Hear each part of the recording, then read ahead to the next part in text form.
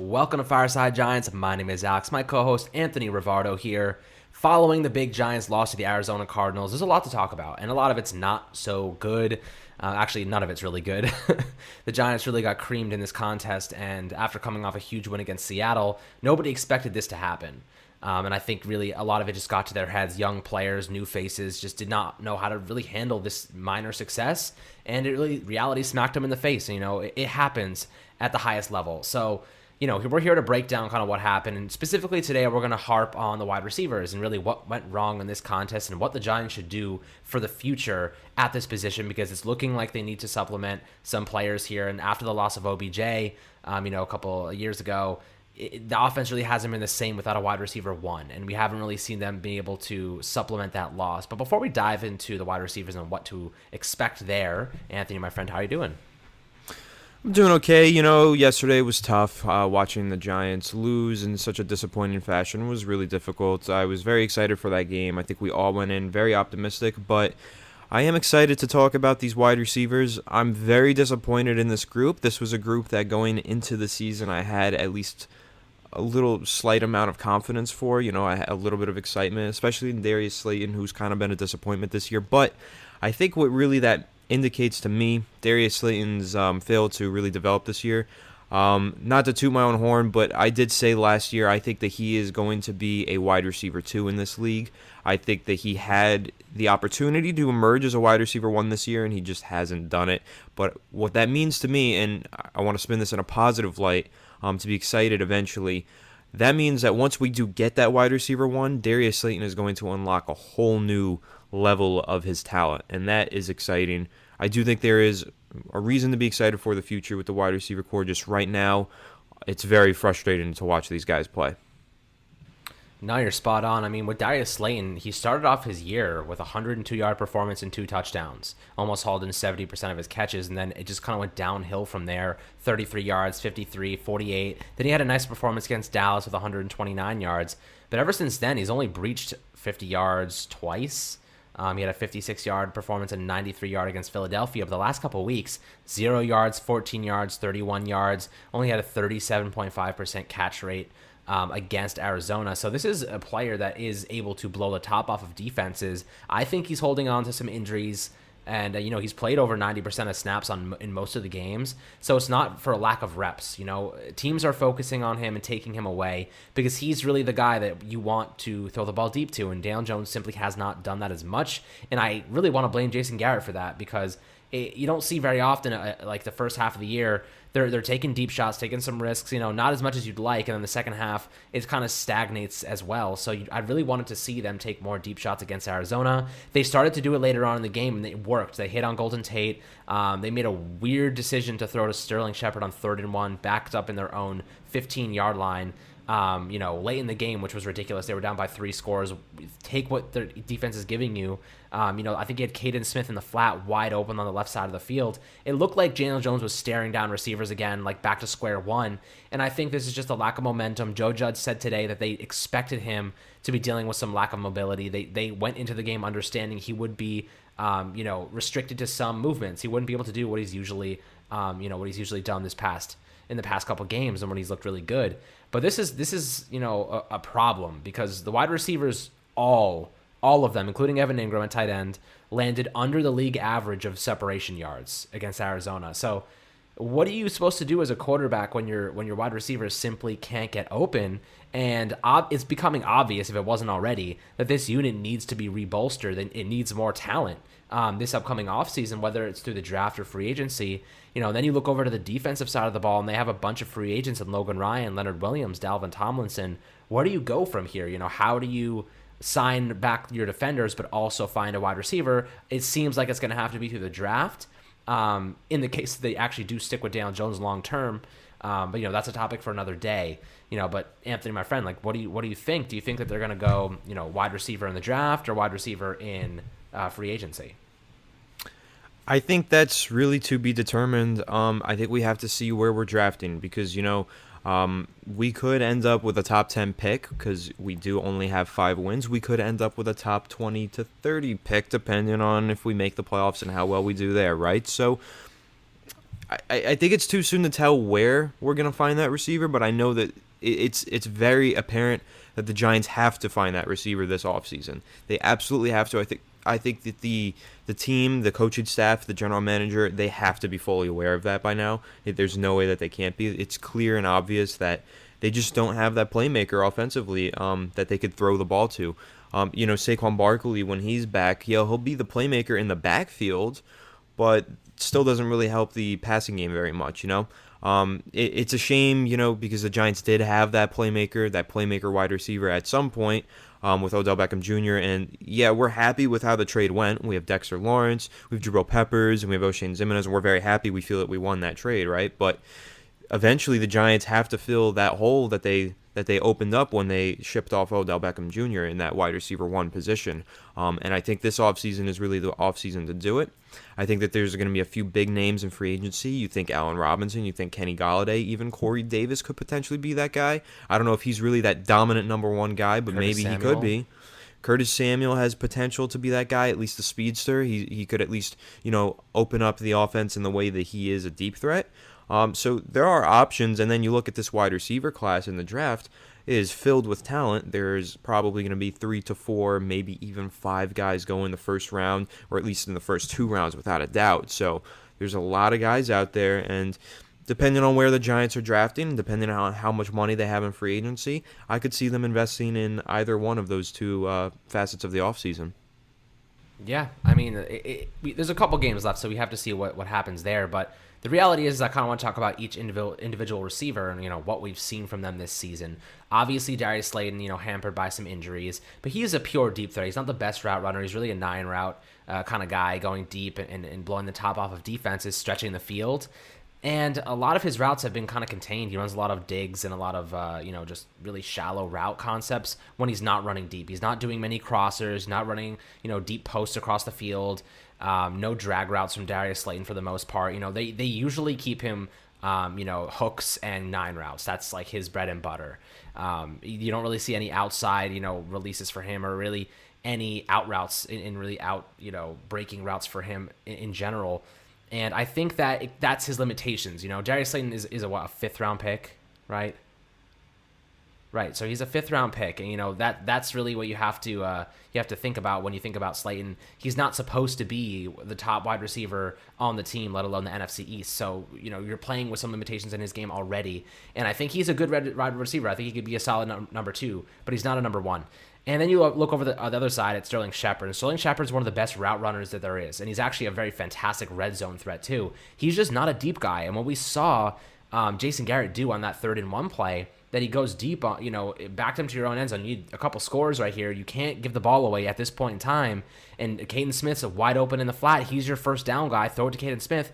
You see him take a deep shot, a fade route to Sterling Shepard. In one-on-one coverage with Drake Kirkpatrick, who literally ran the route for him. He doesn't have that speed. He doesn't have that speed element to his game to actually haul in those catches. I think he's great when he has time and the ball's in the air. But Jones, he put a decent ball up, but the coverage was just so good. I don't think Jones should have ever thrown that ball in the first place. It was a bad play call, and it seemed like it was hardwired into what he was trying to do. It seemed like Jason Garrett wanted him to throw that ball. Am I wrong? Do you think that was DJ's decision? Because he said after the game that I didn't audible that play. That was Jason Garrett's play call. So I have to assume that was the go route. That was the one he was going to. Yeah, I want to be a little bit of a contrarian. I don't think that was necessarily. I think it was a bad play call considering the situation, because we needed to keep a long, sustaining drive alive. So we just had to pick up that 3rd and 1. We needed the momentum. So they should have probably just ran the ball or thrown something short, right? But I don't hate taking that slot fade to Shepard as long as you can hit it. And I think that they should have hit on that. I think Jones laid out a pretty good ball. I don't think the coverage was that good. I think that the coverage was exactly what they wanted on that play. I just don't think that's the play that they should have called, if that makes sense. I just think, that's the coverage that you want. We've seen Jones all season take advantage of one-on-one coverages with no safety help. He loves to do that, and he usually lays out a perfect pass. And he did lay out a pretty good ball there. I don't know, Shepard, it looked like he just couldn't get there for some reason. Maybe it was a little bit overthrown. Maybe the coverage was a little better than I'm giving Drake Kirkpatrick credit for. But That ball was pretty decent, and that's a play where on second down you love. I love that play on second down. I love that play on first down. But on 3rd and 1, maybe on 3rd and 10, I love it. On 3rd and 1, though, I don't know how I feel about it. That's the only problem. And was that Jason Garrett's fault or was that Daniel Jones's fault? Well, I think that it's kind of both. It's probably that play. The first read is probably Shepard, and if you have the one-on-one coverage, you just take it. That's probably the read there, right? So that's on Garrett. But you can look off the read and you can find the second read. Jones failed to do that numerous times on Sunday. He failed to get past that first progression and get to receiver number 2 or 3. He just failed to do it. So it could be a combination of those two things. That's what I think on that play. Right. I mean, and I watched it a couple times. I already cut the film for the offense and watched this in both perspectives. And Sterling Shepard, he simply just lacked the speed to get there. That's what it was. About halfway in the route, he gets bumped by Kirkpatrick, which is what you want to do. You want to throw the receiver off. And Sterling Shepard visibly slows down. He's visibly affected by this bump. And if he doesn't actually get affected by that, if he just continues to run normally, he gets to that ball and it's a huge gain. I think if you rewatch, you'll see Drake Kirkpatrick, he had his head turned to the ball, but he was right on Sterling Shepard's hip the entire route, the whole time. And what are you supposed to do in that situation? Kirkpatrick isn't a great corner this year. He's been getting picked on every week. And he literally walked Sterling Shepard up the field, and it looks like Shepard just lacked the speed personally, and I don't think he is that kind of fade route. He can come down with those balls, but he's not a big body. I think if you're going to do that, give it to someone like Austin Mack maybe. Let Darius Slayton go up and get it. Maybe even Evan Ingram. He's been good this year with those. So that's kind of how I feel about it. I think situationally it was a disaster. I don't know why Jason Garrett would call that play in the first place, especially with Caden Smith. That should have been the second read. If you see tight coverage there, you look over to your left side, and Caden Smith was wide open in the flat, wide open. We saw this earlier, by the way, with Deion Lewis. Daniel Jones took another shot, and Deion Lewis was wide open on the left side of the field. Actually, sorry, it wasn't a shot downfield, but he actually threw it to Evan Ingram in the flat, and it was way covered up, and Deion Lewis Which was wide was open just a terrible throw. He was so bad. blanketed in coverage. I have no idea why Jones threw that. That's one of those moments where you say get off your first read and go to 2 and maybe even 3 if you have to, right? And this is something that we saw. This was a problem we saw from Jones very early on in the season that we thought he fixed because it looked like he fixed it over the past few weeks. And now he has the same problem appearing again. I really do think that week off really put some rust on him. I think that it really hurt his, momentum and his development this season. And I think that we could really tie that into a bigger discussion about Daniel Jones and about how this is 2 seasons in a row where he's missed a couple games or a game, and how that's really affected his development so far. And is that a big question mark for Daniel Jones' future? I don't know. But yeah, that was a play where you had to get off your first read and get to number 1 or 2. And again, it was a theme of Evan Engram was the first read. And we've seen so many turnovers this season go towards Evan Engram, and that's because he's always that number 1 read that the quarterbacks just seem to lock into. And I said the quarterbacks because Colt McCoy did it too, so I don't know. I think that's now it's proven a product of the scheme by Jason Garrett. Right, and you got to put some blame here on the offensive line. They were not doing DJ any favors, so I imagine he was probably looking at that first read and saying, I can only get to my first read right now because Andrew Thomas, he was bullied by Marcus Golden and Hassan Reddick, who was a linebacker, all game long. There's a rep, I think it's the second to last rep of the game. Hassan Reddick literally just speed rushes Andrew Thomas. And Andrew Thomas almost falls down on his face. He's leaning so far forward. I don't know what happens, but I've never seen a team just completely drop all sense of fundamentals in 1 week, right? They went from having perfect fundamentals across the board to dropping every sense of fundamentals the next week. It was actually the most polarizing thing I've seen all season with this team. And it was very uncharacteristic of them because they harp on being a fundamentalistic team, remaining detailed, just being a solid foundation. And that's kind of what they rely on. That's Joe Judge's style. And they haven't been able to do that, just this past week. But Seattle was a totally different mentality, totally different game in general. And the wide receivers, this is not a problem that is coming up right now. This has been an existing problem. We've noticed it. The Giants' offense is in line with the Jets right now. They average under 19 points per game. They only scored 7 against Arizona. And I think DJ, I think he's a part of the problem, but maybe not. He's not close to all of it. He's not even half of it. I really think that, when it comes to DJ, The fumbling is the biggest issue there. If you take those away, it's not, he's not the worst. And I think he's a momentum based quarterback. I've been saying this for a couple days now. When he has momentum, when he's playing well, when he can run the football, pick up first downs, he's getting some head in the steam. He's a good player. He can make the throws. He can make the plays. He can make those deep bomb throws that he's rolling out of the pocket. You see other quarterbacks do, and you're like, wow, Daniel Jones can do those plays. He can connect on them. The problem is he's wildly inconsistent, and it really happens when he misses a game. When he turns the ball over. Like, those are the things that set him back. I think it's a mental game for him personally. We saw he could make the throws yesterday. That throw to Golden Tate downfield was a dime. It was beautiful. He made some decent throws. The problem with him is the second he turns the ball over, he misses a game for injury or anything like that, it sets him back 10 steps after he's taken 5. That's the problem with a guy like DJ, and that's not characteristic of an elite level quarterback. Elite level quarterbacks, they miss a game, they come right back and play at an all pro level. They don't let those little things get to them. So that's my biggest fear with DJ, is that he might not ever be able to develop beyond that factor. That those minor little things that happened throughout the season that set him back. He doesn't respond well to adversity. That's my biggest con on Daniel Jones this season. I think that's a fair criticism and a warranted fear, but I will be a little bit optimistic here, right? I will point out the fact that there are some elite traits for Daniel Jones. They're few and far between, but he has the ability to run for an 80-yard rushing attempt, which I don't know if there's more than 5 quarterbacks in the league who actually can do that. He did it this year. He tripped and fell, but he ran for 80 yards. Patrick Mahomes even said there's no way that I would have made it 80 yards without falling.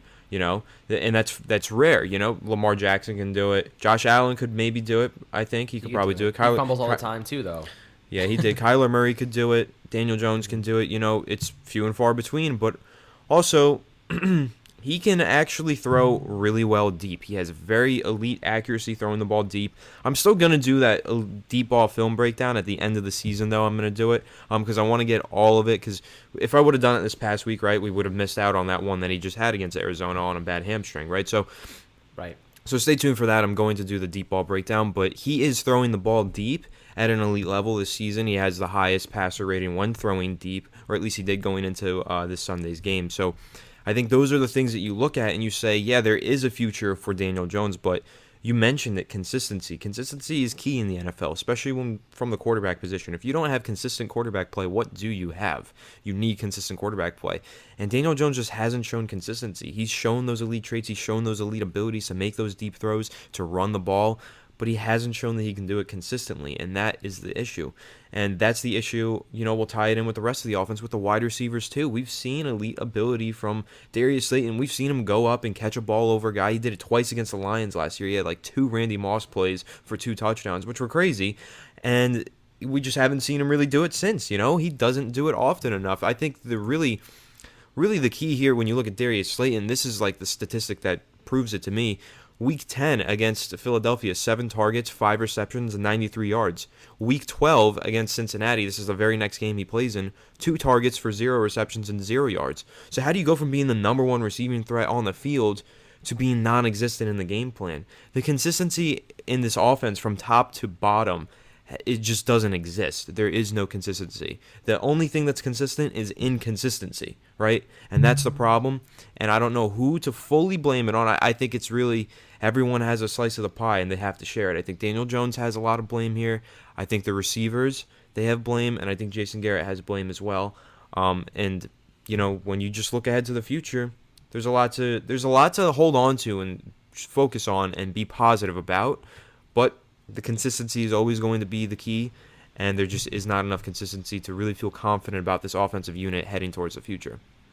Nah, I agree with the consistency issues, and really I think not having Saquon Barkley plays a massive part in that, because you're not able to utilize a top-tier, elite-level playmaker to really stretch the field and lure the defense. And, Wayne Gallman's great, but he's not Saquon Barkley. He's not going to draw that much attention. So it really allows them to man up across the board with their receivers and cornerbacks. And the Giants have proven that they can't really match up well in man coverage. That's the big problem.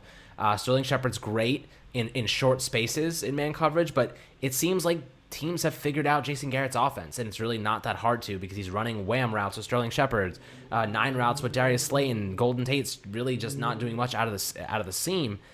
Stick In the routes slot with Evan Ingram. stick routes with Evan Ingram. It's predictable. We've been banging the drum on Pat Shurmur and Ben McAdoo in the past about predictable offenses, and it hasn't changed. And the Giants simply refuse to go with a young option at offensive coordinator who's going to bring some sort of diversity, some sort of splash, some spark. And I know Anthony's giving me the look here because I know he has a guy in mind, but that's really what the Giants are lacking. The Giants are lacking that fire. They don't have the trick plays really. I mean, the trick plays are fun and great, but you really just need better schematics. Just more confusing of the defense. It's really easy for defenses to figure out the Giants' offense, which is why they rank almost dead last in the NFL in points per game. The running game's great, but the running game's pretty straightforward.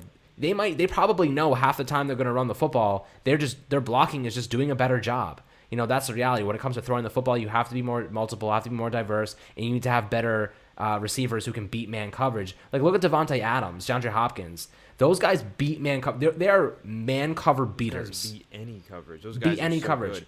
But you don't even have to look at guys like that. You can look at even like a lower end option like A.J. Brown. He was a second round pick just a few years ago. Someone who I really loved coming out of college. That one-handed catch. Ole Miss. Ooh. Yeah, he made a hell of a catch this week. But that's a guy who can separate and get open at the next level. You look at even this year's draft class. I even think that T. Higgins might not be like the best route runner, but he still separates here and there. And even when he doesn't, he's at least got the big frame and he can make some receptions. Yeah, I don't know. And Justin Jefferson, obviously, he went in the first round. We all see how he beats man coverage, if you want to use that as an example as well. We need a guy who can really just separate, and we don't have that. I thought Shepard was that guy who could separate. He's just not separating. I don't know what it is, but he's not slow. He's just not, abundantly fast, but he's just not separated because he is a really good route runner. It's very confusing. I don't know. Maybe then you think that it's just the type of routes that he's running and the rest of the offense is running. Maybe that's just not putting them in position to succeed. That's probably it. It's probably the real problem. I mean, Sterling Shepard, I'm looking at his route tree, right, from this past weekend against Arizona. He caught 3 balls. One of them is a drag, one of them is a deep post, and the other one is a out route. Those are the 3 routes that he caught footballs on, and one of them is a deep route and 2 of them are under 10 yards. The catch he made on that deep route, though, that was pretty sick. It was gorgeous, But that wasn't really just a great throw from DJ. That was a great throw. And also, he didn't really separate on that. That was tight coverage, and he just launched himself through the air and made a hell of a catch. And that's kind of the theme. You don't want to do that, though. Exactly. You don't want to do that. You want to throw to wide open players. You want to throw to wide open players. You watch the best offenses in the league. You look at the Rams, you look at the Chiefs. It seems like at least 3 times a game, their quarterbacks are throwing to literally just the most wide open players on the field, and you're just how the hell did that guy get that wide open? Mm-hmm. Even the Cardinals yesterday, we even saw that DeAndre Hopkins was sitting with no one within 10 yards of him at some point. And you're like, how do you let DeAndre Hopkins get that open? It's just all about how you scheme it together, the offensive plays that you call. That's what it is at the end of the day. Yeah, and I'll tell you something else. Hopkins, on multiple occasions, would drag across the entire field, and they would clear out that field for him to run. That's what they did on multiple occasions, and they have not done that for Sterling Shepard. He's actually playing a lot of outside receiver. Like I mentioned, the only catch he had, he had 2 attempts from the slot, and both of them were incompletions. One was a short hook route of 5 yards, and the other one was that deep fade route on that 3rd and 1 play. All the rest of his actual receptions were as an outside receiver, and I think that's simply because the Giants don't have another outside receiver. Golden Tate, they could put him there, but he's very similar to Sterling Shepard, and none of them are really getting any separation. I would love to see Sterling Shepard and Golden Tate work exclusively in the slot, and use Austin Mack as an outside receiver, and as is Darius Slayton. And what happened to Austin Mack? He was killing it in the run blocking, and he was making some nice throws, and suddenly he's just disappeared, nowhere to be found. I am not sure what Jason Garrett's doing right now, but I know one thing is for sure. Once Saquon Barkley comes back, it will help draw attention to him, and they need a wide receiver who can beat man coverage. That's the big one. And obviously, I'm going to look at Jamar Chase as if we're going to draft somebody as your man cover beater. He's a guy that can get his elusivity. He's not prone to drops all the time, but he reminds me a lot of a guy like OBJ in terms of his route running in Yeah, those but short problem space. is he's going top 5. Like that dude's. Giants probably aren't gonna. I like a guy like Jalen Like Waddle or Devontae Smith, one of those right. Alabama guys. Alabama receivers, they hit like way more often than not, and you know, That's true. not even scouting the helmet, but scouting those players. Like Jalen Waddle is fast. He will stretch a defense. He will open things up for an offense. And then Devontae Smith just has the ability to take over from every He's level. so of the thin field, though. He's so. just so he doesn't have like the problem with Devonta Smith that he doesn't contest those 50-50 balls well, and the Giants, Right, as we've but seen, they like to throw into single coverage, and if he can't contest those, he's 175 pounds. The guy's yeah, almost my weight, and he's 6'1". He's 5 inches taller than me, so it's like that's the thing it's a though. That's a problem. totally fair criticism, and that is like a problem. But I see there was a difference between the top two receivers in last year's class, right? There was CeeDee Lamb and there was Jerry Jeudy. CeeDee Lamb had the ability to go up there and make those catches. He's a little stockier. He's still not even like a big guy, but he's stockier and he can make those contested catches.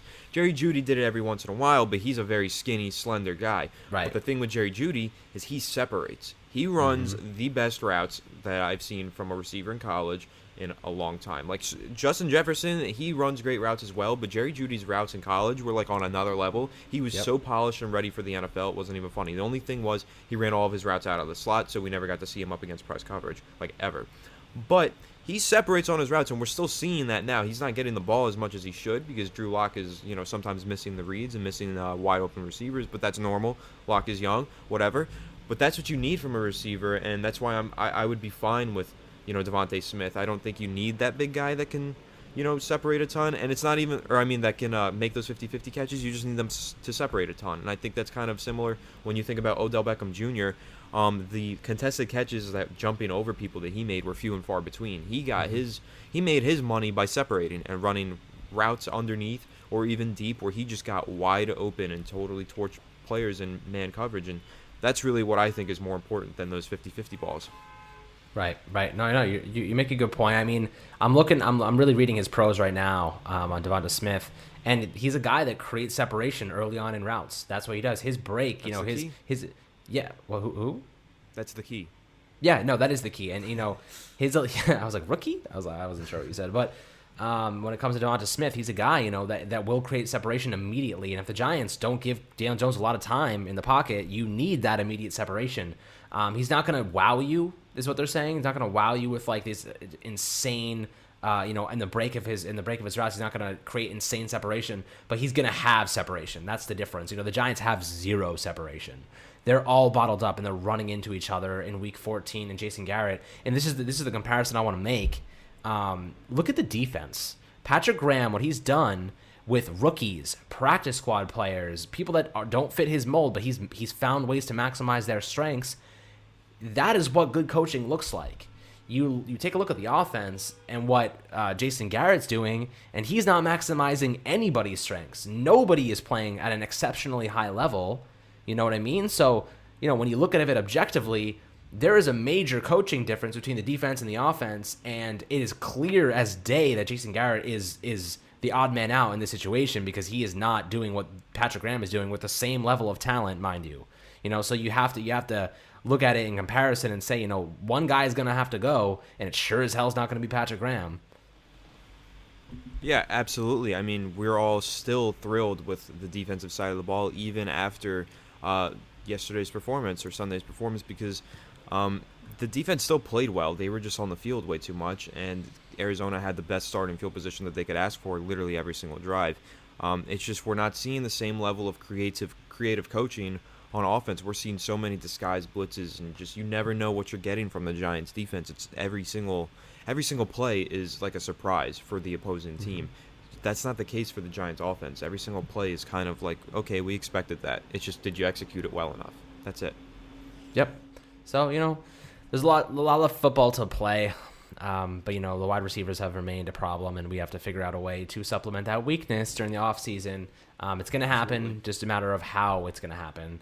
But as always, Fireside Giants community, thank you for joining us in this little breakdown of the wide receivers and what to expect moving forward from them. But I really appreciate all your support as always, and I'm sure Anthony does as well. And we will be catching you guys on the next one. We're doing a lot of film review this week. It's really sad, and it was a lot more fun to do it last week, but we're going to do it this week anyway. And I just posted all the offensive snaps on the YouTube channel, so go check those out. And as always, thank you so much.